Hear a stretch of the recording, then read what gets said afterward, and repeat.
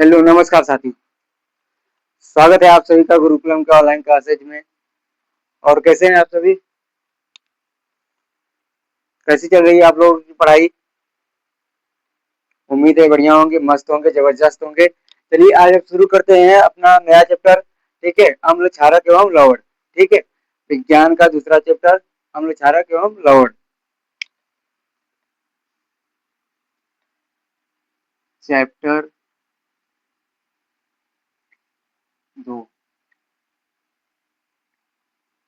अम्ल क्षारक एवं लवण।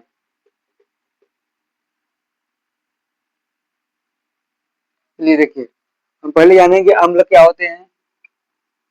ठीक, और उसके बाद एक तरफ हम लिखते हैं क्षारक। हम दोनों के बारे में पढ़ेंगे कि अम्ल क्या होते हैं और क्षारक क्या होते हैं। ठीक है, चलिए देखिए। चलिए, अम्ल वे पदार्थ होते हैं जो स्वाद में इकट्ठे होते हैं। ठीक, वे पदार्थ जो स्वाद में कैसे होते हैं? खट्टे होते हैं। खट्टे होते हैं।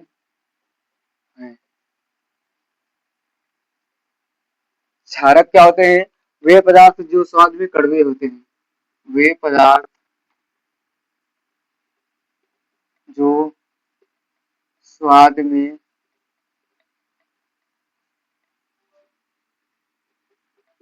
कड़वे होते हैं। ठीक, अम्ल क्या होते हैं? वे पदार्थ जो स्वाद में खट्टे होते हैं। क्षारक वे पदार्थ जो स्वाद में कड़वे होते हैं। देखिए, अम्लों के उदाहरण में जैसे हम बात करते हैं नींबू, आंवला। ठीक, ये सब क्या होते हैं? अम्ल होते हैं जो खट्टे होते हैं। नींबू, जैसे हम लिख लेंगे, जैसे नींबू, आंवला। ठीक, और इसमें एक और बात कि अम्ल नीले लिटमस पेपर को लाल कर देते हैं। नीला लिटमस पेपर क्या होता है? लिटमस पेपर एक तरह से सूचक होता है। ठीक, सूचक होता है यानी सूचना देता है कि कोई पदार्थ अम्लीय है या क्षारीय है। ठीक, उसकी पहचान बताता है। तो अम्ल जो होते हैं नीले लिटमस पेपर को, नीले लिटमस पेपर को लाल कर देते हैं। लाल कर देते हैं।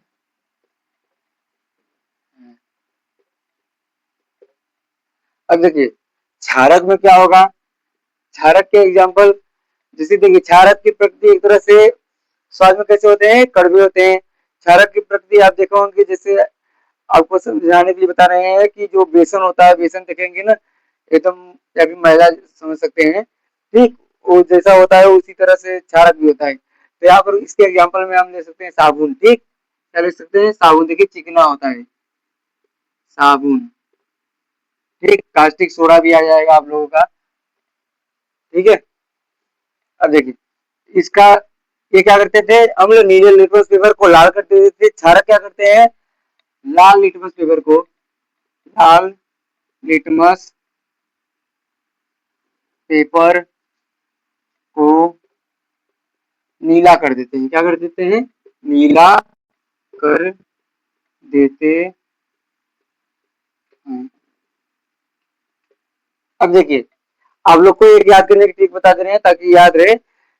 अम्ल, ये नीले लिटमस पेपर को कौन लाल करता है? ठीक, ऐसे में कि अनीला, याद रखिएगा, अनीला यानी अम्ल अ से अम्ल, नी से नीला, ला से लाल। ठीक, अम्ल नीले लिटमस पेपर को लाल कर देते हैं। अम्ल अ से अम्ल, नी से नीला, लिटमस पेपर को ला से लाल कर देते हैं। यानी अम्ल नीले लिटमस पेपर को क्या करते हैं? लाल। क्षारक लाल लिटमस पेपर को क्या करते हैं? नीला। ठीक, अम्ल का याद रहेगा तो क्षारक का ठीक उल्टा हो जाएगा। ठीक है, चलिए इतना समझ गए। अब हम जानते हैं कि अम्लों की एक और परिभाषा थी जो आरेनियस ने दी थी। किन्होंने दी थी? आरेनियस ने। उन्होंने, ये तो सामान्य परिभाषा है। ठीक, लेकिन आर्हेनियस ने क्या परिभाषा दी थी, हम उसके बारे में जानते हैं। ठीक, चलिए इतना लिखिए पहले।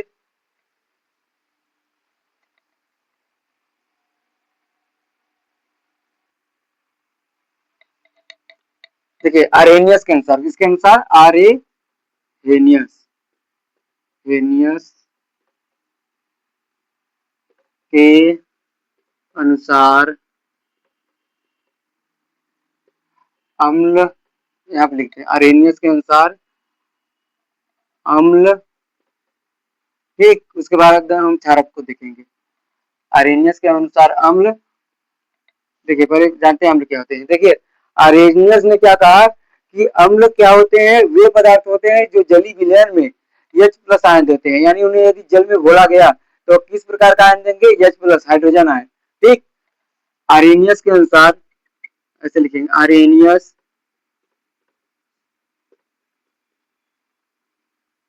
के अनुसार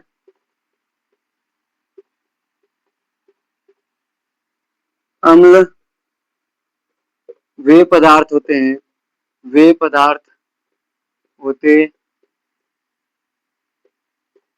हैं जो जलीय विलयन में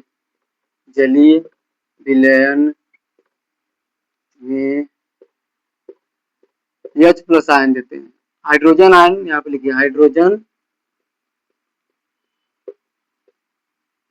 कोष्टक में H प्लस आयन देते हैं। अब हम क्षारक के बारे में देखते हैं। क्षारक, ठीक, क्षारक क्या होते हैं आर्हेनियस के अनुसार, किसके अनुसार, आर्हेनियस के अनुसार। आर्हेनियस के अनुसार, आर्हेनियस के अनुसार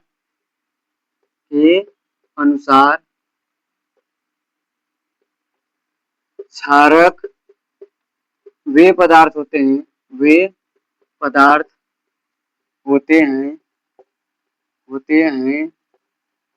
जो जलीय विलयन में, किसमें, जलीय विलयन में, जल में घुलने पर, जलीय विलयन में हाइड्रोक्सिल, कैसा आयन, हाइड्रोक्सिल, जिसे क्या कहते हैं, OH माइनस, क्या कहते हैं, OH माइनस आयन देते हैं। अब एग्जाम्पल देखिए, उदाहरण, ठीक, उदाहरण देखते हैं हम। देखिए पहला, जैसे हमने कहा HCl है, ठीक, ये Cl को हमने ऐसे किया, H प्लस लिखा, यहाँ Cl माइनस लिखा, ठीक, दोनों को जोड़ दिया। इसका मतलब क्या है, जब हम HCl को, यानी ये जो अम्ल है आपका हाइड्रोक्लोरिक अम्ल, इसको हम जलीय विलयन में वियोजित करेंगे तो H प्लस और Cl माइनस में टूटेगा। तो देखिए कैसा आयन दे रहा है, H प्लस आयन दे रहा है, इसका मतलब क्या है, यह अम्ल है। ठीक, दूसरा नंबर देखिए, यदि हम H2SO4 लेते हैं, सल्फ्यूरिक अम्ल जिसे कहते हैं, ठीक, इसको जब हम वियोजित करेंगे तो देखिए क्या होगा, H प्लस होगा, SO4 माइनस 2, ठीक, 2 हाइड्रोजन है तो 2 आगे लगा दीजिए। अब देखिए H प्लस आयन मिला, जैसे ही H प्लस आयन मिला, ये 2 से मतलब नहीं, 2 हम बैलेंस करने के लिए लगाए, ठीक, जैसे ही H प्लस आयन मिला, इसका मतलब क्या है, अम्ल है। ठीक, अब आप कहें सर ये दोनों तरफ एरो का चिन्ह क्यों लगा है, क्योंकि इसका मतलब क्या है, यह उत्क्रमणीय अभिक्रिया है, उत्क्रमणीय मतलब जो दोनों तरफ जाती है। ठीक, तो यानी H प्लस Cl माइनस से या Cl भी बन सकता है, या Cl को वियोजित करने पर H प्लस Cl माइनस भी बन सकता है। ठीक, अब क्षारक में देखिए, इसमें जैसे हम लेते हैं उदाहरण, ठीक, देखिए पहला लेते हैं NaOH, ठीक, इसको अगर करेंगे क्या होगा, Na प्लस होगा, प्लस में OH माइनस, ठीक, क्योंकि Na प्लस में टूट रहा है और OH माइनस में आपको पता है धनात्मक आयन में। ठीक, दूसरा हम लेते हैं कि पोटेशियम हाइड्रोक्साइड KOH, ठीक, K प्लस में, उसके बाद OH माइनस में। ठीक, देखिए OH माइनस आयन बनाना दोनों में, तो क्या हो गया, क्षारक। तो देखिए फिर से एक बार देखिएगा, अम्ल वे पदार्थ होते हैं जो स्वाद में खट्टे होते हैं, जैसे नींबू, आंवला, नीट, और अम्ल क्या होते हैं, नीले लिटमस पेपर को लाल कर देते हैं। ठीक, क्षारक वे पदार्थ जो स्वाद में कड़वे होते हैं, जैसे साबुन लाल लिटमस पेपर को ये नीला कर देते हैं। ठीक, अरेनियस के अनुसार अम्ल क्या होते हैं? अरेनियस के अनुसार अम्ल वे पदार्थ होते हैं जो जलीय विलयन में हाइड्रोजन आयन देते हैं। ठीक, हमने एग्जांपल देख लिया, HCl जो है H प्लस में टूटा Cl माइनस में। ठीक, H प्लस आयन बना, जैसे H2SO4 का एग्जांपल। क्षारक अरेनियस के अनुसार वे पदार्थ, क्षारक वे पदार्थ होते हैं जो जलीय विलयन में हाइड्रोक्सिल आयन देते हैं। ठीक, जैसे सोडियम हाइड्रोक्साइड को हमने तो वियोजित किया Na प्लस में OH माइनस में, OH माइनस मिला तो यानी क्षारक है। ठीक, KOH में भी ऐसा ही OH माइनस मिला। ठीक, कितना लिखिए, समझ में आ गया?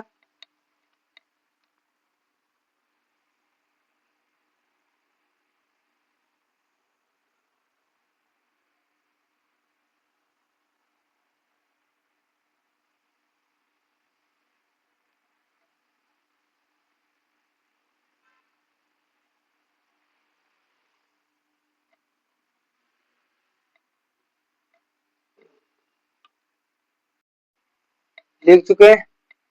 चलिए, और नीला का मतलब क्या है? अम्ल नीले लिटमस पेपर को लाल कर देते हैं, इसी का उल्टा क्षारक कर देंगे। क्षारक क्या होते हैं? जो लाल लिटमस पेपर को नीला कर देते हैं। ठीक, चलिए, न लिख चुके हैं ना? तो चलिए हम हटाते हैं इसको।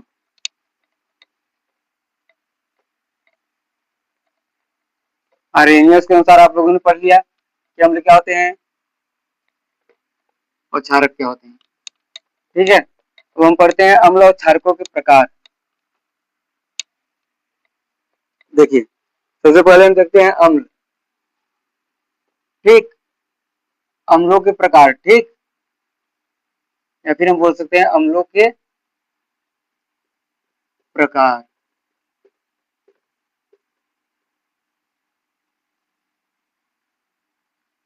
देखिए, पहला हम देखेंगे प्रबल अम्ल। ठीक, प्रबल अम्ल। दूसरा हम देखेंगे दुर्बल अम्ल। क्या? दुर्बल अम्ल। उसके बाद अब हम देखेंगे इसी में देखेंगे एक साथ क्षारकों के प्रकार। किसके? क्षारकों के प्रकार। ठीक है, देखिए, क्षारकों के प्रकार में हम दो देखेंगे, एक प्रबल क्षारक, प्रबल क्षारक, और एक दुर्बल क्षारक। ठीक, एक प्रबल क्षारक और एक दुर्बल क्षारक। चलिए, अब हम बात करते हैं पहले प्रबल अम्ल, अम्लों के प्रकार में। ठीक, देखिए, प्रबल अम्ल क्या होते हैं?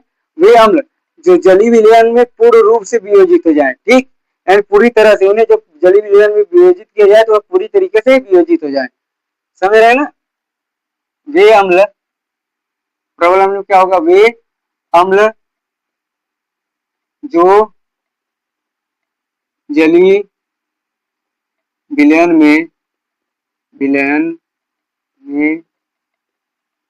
पूर्ण रूप से वियोजित होकर H प्लस आयन दे। कैसे आयन दे? H प्लस आयन दे। ठीक, दुर्बल अम्ल क्या होते हैं? दुर्बल अम्लों में वे अम्ल जो जलीय विलयन में पूर्ण रूप से वियोजित न हो। ठीक, वियोजित न हो। वे अम्ल जो जलीय विलयन में पूर्ण रूप से वियोजित न हो। ठीक, देखिए, अब हम एग्जाम्पल की बात करते हैं, उदाहरण। देखिए, प्रबल अम्लों में हम जैसे लेते हैं HCl। ठीक, इसे हम जलीय विलयन में वियोजित करेंगे तो क्या करेगा? H प्लस देगा और Cl माइनस। ठीक है, अभी ये एग्जाम्पल हमने पीछे पढ़ा। ठीक, दूसरा हम लेते हैं H2SO4। H2SO4 ये क्या देगा? H plus Cl minus. ठीक, तीसरा हम लेते हैं HNO3 नाइट्रिक अम्ल जिसे कहते हैं। यह क्या करेगा?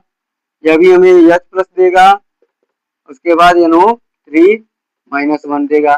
ठीक, तो क्या है? ये सब प्रबल अम्ल के उदाहरण है।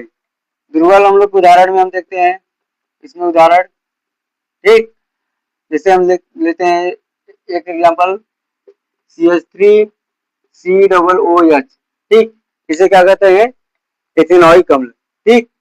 जब हम इसे वियोजित करेंगे तो क्या होगा, देखिए CH3 C डबल बॉन्ड ऐसे रखेगा, ठीक, यहाँ पर निगेटिव, उसके बाद H प्लस हो जाएगा, ठीक, देखिए H प्लस दिया ना। लेकिन ये होता क्या है, प्रबल अम्ल में वे अम्ल जो जलीय विलयन में पूर्ण रूप से वियोजित हो जाएगा, मतलब इन्हें जब जल में घोलेंगे तो यह जलीय विलयन में पूरी तरीके से घुल जाएंगे, ठीक, यानी वियोजित हो जाएंगे। लेकिन दुर्बल अम्ल क्या होंगे, वे अम्ल जो जलीय विलयन में पूर्ण रूप से वियोजित नहीं होते हैं, ठीक, इन्हें जब घोलते हैं जलीय विलयन में यानी वियोजित करते हैं तो पूरी तरह से नहीं घुलते, अभी वियोजित नहीं होते, ठीक। अब प्रबल क्षारक और दुर्बल क्षारक की बात करते हैं। प्रबल क्षारक क्या होते हैं, वे क्षारक जो जलीय विलयन में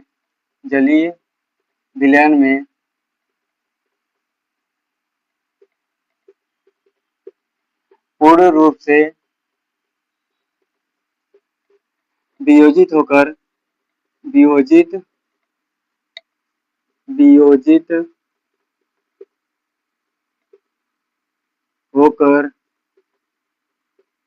OH माइनस आयन दे, क्या दे, OH माइनस आयन दे, ठीक। और दुर्बल क्षारक क्या होते हैं, वे क्षारक जो जलीय विलयन में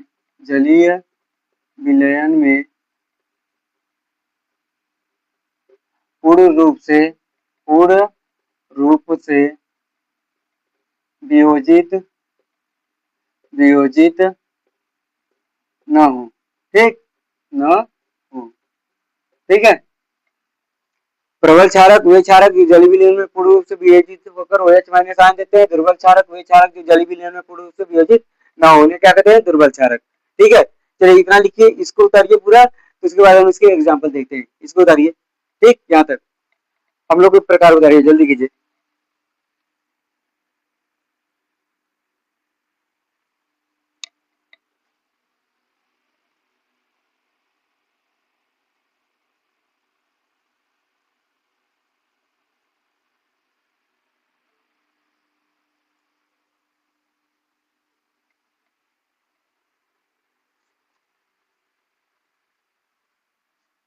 चलिए इसको उतार चुके होंगे, ठीक।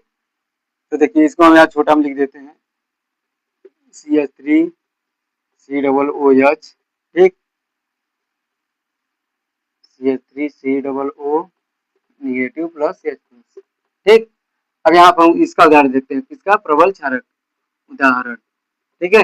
देखिए प्रबल क्षारक क्या होते हैं, जैसे हमने कहा सोडियम हाइड्रोक्साइड NaOH, ठीक, इसको हमने वियोजित किया तो क्या हुआ, Na प्लस में टूटा, OH माइनस में, ठीक, बीच में प्लस, ठीक।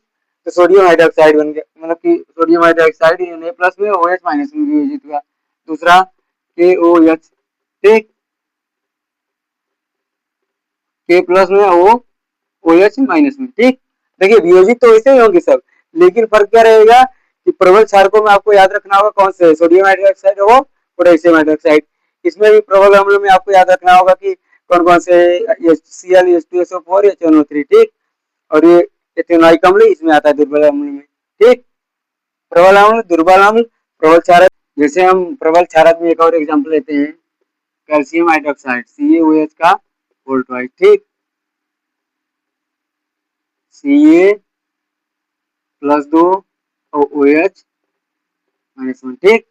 उसके बाद अगर हम आते हैं दुर्बल क्षारक के एग्जाम्पल में, ठीक, इसका दुर्बल क्षारक का उदाहरण यहाँ नीचे लिख रहा हूँ, ठीक है, ध्यान रखिएगा।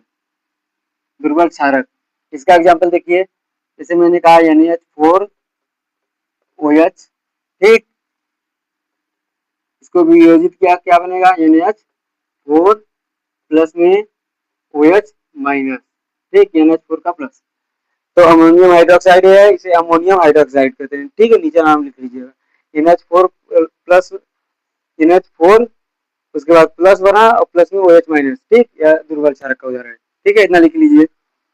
चलिए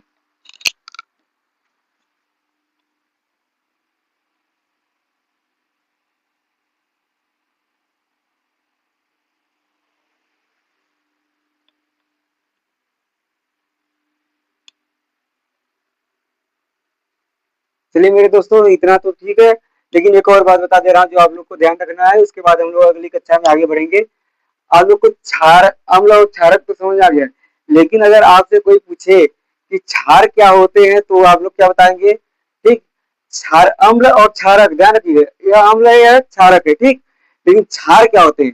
क्या क्षार, यहाँ नीचे में लिख रहा हूँ, थोड़ा सा इसे पॉइंट में लिखिएगा इंपॉर्टेंट समझकर, ठीक। क्षार वे क्षारक जो जल में घुलनशील, क्या घुलनशील, जो जल में घुलनशील होते हैं क्षार कहलाते हैं, क्षार कहलाते हैं, ठीक। चलिए एक बार फिर से देखिएगा सब। हमने अम्ल के बारे में पढ़ा, अम्ल क्या होते हैं, ठीक। उसके अम्ल स्वाद में खट्टे होते हैं। नींबू आंवला हमने पढ़ा। उसके बाद हम लोग नीले लिटमस पेपर को लाल कर देते हैं, इस बात को ध्यान रखिएगा। क्षारक क्या होते हैं? क्षारक के स्वाद में कड़वे होते हैं, वे लाल लिटमस पेपर को क्या कर देते हैं? नीला कर देते हैं। उसके बाद क्षारों में जैसे हमने साबुन देखा उदाहरण के लिए, उसके बाद क्षारक के अरेनियस के अनुसार हमने परिभाषा देखा। अम्ल क्या होते हैं? जो जलीय विलयन में H प्लस आयन देते हैं। और क्षारक क्या होते हैं? जो जलीय विलयन में OH माइनस आयन देते हैं। फिर हमने क्या किया? अम्लों के प्रकार देखा, प्रबल अम्ल और दुर्बल अम्ल, ठीक। वे अम्ल जो जलीय विलयन में पूर्ण रूप से वियोजित हो जाते हैं उसे क्या कहते हैं? प्रबल अम्ल। जो पूर्ण रूप से वियोजित नहीं होते जलीय विलयन में उसे क्या कहते हैं? दुर्बल अम्ल। हमने एग्जाम्पल भी देख लिया। क्षारकों के प्रकार में प्रबल क्षारक, दुर्बल क्षारक। प्रबल क्षारक जो जलीय विलयन में पूर्ण रूप से वियोजित हो जाते हैं, ठीक, OH माइनस आयन देते हैं। दुर्बल क्षारक जो जलीय विलयन में पूर्ण रूप से वियोजित न हो, ठीक। एग्जाम्पल हमने इसका यहाँ नीचे लिखा है। क्षार क्या होते हैं? ठीक, वो क्षारक थे। क्षार क्या होते हैं? अब आप कहेंगे सर ये तो जलीय विलयन में वियोजित हो रहे थे, लेकिन ये देखिए जल में घुलनशील, ठीक, यानी वही चीज बात है कि जल में जो घुलते हैं उन्हें क्या कहते हैं? वे क्षारक जो जल में घुल जाए उन्हें क्या कहते हैं? क्षार, ठीक। यानी वे क्षारक जो जल में घुल जाते हैं उन्हें क्या कहते हैं? क्षार। चलिए आज के लिए इतना ही रखते हैं, मिलते हैं अगली क्लास में। उम्मीद है आप लोग को क्लास अच्छा लगा होगा। अपने दोस्तों के पास जरूर भेजिएगा, चैनल को सब्सक्राइब करिएगा, वीडियो को लाइक जरूर कीजिएगा और कमेंट में जरूर लिखिएगा। कुछ अच्छा कमेंट किएगा, अगर क्लास अच्छा लगा हो आप लोगों को तो कमेंट में बताइएगा। चलिए आज के लिए इतना रखते हैं, बाकी कल मिलते हैं फिर। धन्यवाद।